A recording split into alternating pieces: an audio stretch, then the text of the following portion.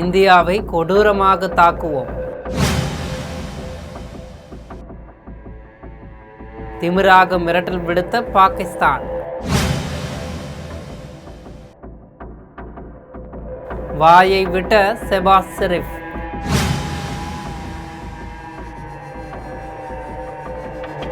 ஏண்டா, ஒரே நாட்டில் இருக்கிற எங்கள் மாநிலத்துக்கே எவனும் தண்ணி தர மாட்டேங்கிறான். நாங்களே தண்ணி கேட்டு மத்திய அரசையும் கர்நாடக அரசுக்கிட்ட அணையை கட்ட வேணாம்னு முட்டி மோதி போராட்டம் பண்ணிக்கிட்டு இருக்கிறோம்.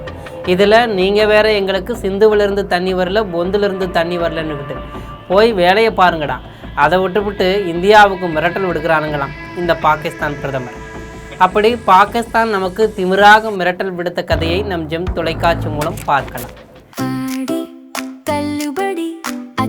பேரும் அல்லம்படி 6 முதல் 60% வரை ஆடி தள்ளுபடியுடன் சூப்பர் சரவணா ஸ்டோர்ஸ், சென்னை, மதுரை, கோவை. பகல்காம் தாக்குதலை தொடர்ந்து சிந்து நதி நீர் ஒப்பந்தத்தை நம் நாடு நிறுத்தி வைத்திருக்கிறது. இதனால் சிந்து நதியிலிருந்து பாகிஸ்தானுக்கு தண்ணீர் செல்லவில்லை. இந்நிலையில தான் இந்தியா தனது போக்கை மாற்றிக்கொள்ளாவிட்டால் நேரடியாக பதிலடி கொடுக்கப்படும் என்று மிரட்டல் விடுத்துள்ளார் பாகிஸ்தான் பிரதமர் ஷெபாஸ் ஷெரீப். நம் நாட்டுக்கும் பாகிஸ்தானுக்கும் இடையே மோதல் தொடர்ந்து வருது. இதற்கு ஒரு முக்கிய காரணம் என்னென்னா, பாகிஸ்தானுடைய செயல்பாடு மட்டும்தான். பயங்கரவாதிகளை வளர்த்து உலகம் முழுவதும் சப்ளை செய்து வரும் பாகிஸ்தான் நம் நாட்டின் அமைதியை சீர்குலைக்கக்கூடிய சதி வேலைகளில் ஈடுபட்டு வருது. இதனால தான் நம்மிடம் இருந்து பிரிந்தாலும் கூட பாகிஸ்தான் இன்னும் பகையாளியாகவே தொடர்கிறது.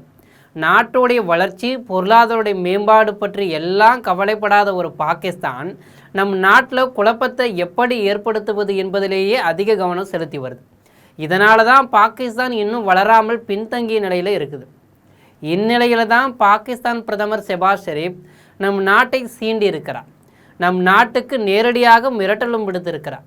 இது தொடர்பாக பாகிஸ்தான் பிரதமர் ஷெபாஸ் ஷெரீப் கூறியுள்ள போது, பாகிஸ்தான் எப்போதும் அமைதியை விரும்பக்கூடிய ஒரு நாடு. அமைதியாக இருப்பதை பலவீனமாக யாரும் நினைக்கக்கூடாது.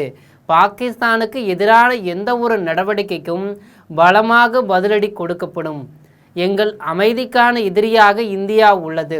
பாகிஸ்தானுடைய ஒவ்வொரு சொட்டு நீரும் எங்களுடைய சிவப்பு கோடு என்று நான் தெளிவாக அறிவிக்கிறேன்.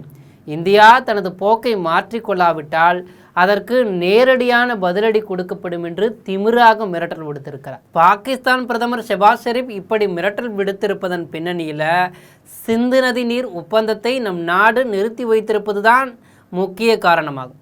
இந்த ஒப்பந்தம் என்பது 1960ஆம் ஆண்டு உலக வங்கி மத்தியஸ்தம் செய்ய இந்தியா பாகிஸ்தான் இடையே கையெழுத்தானது.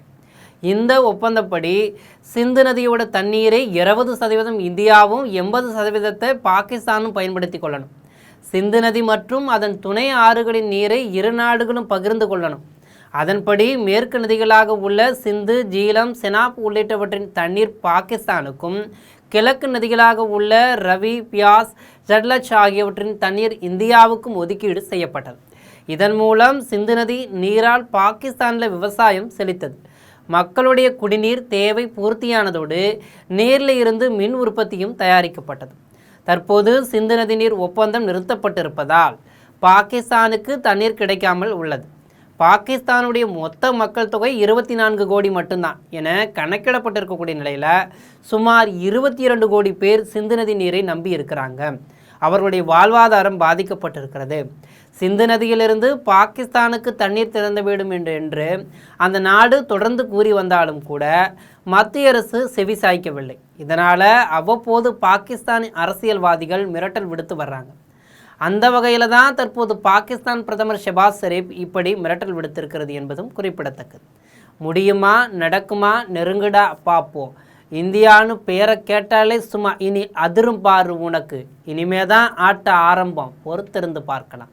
ஆக இந்தியாவுக்கு ஒன்றுனா குருதி பீரிட்டு புயல் வேகம் சீரிட்டு உடனுக்குடன் செய்திகளை வழங்கும் நம் ஜெம் தொலைக்காட்சியுடன் எப்போதும் இணைப்பில் இருங்கள். நன்றி, வணக்கம்.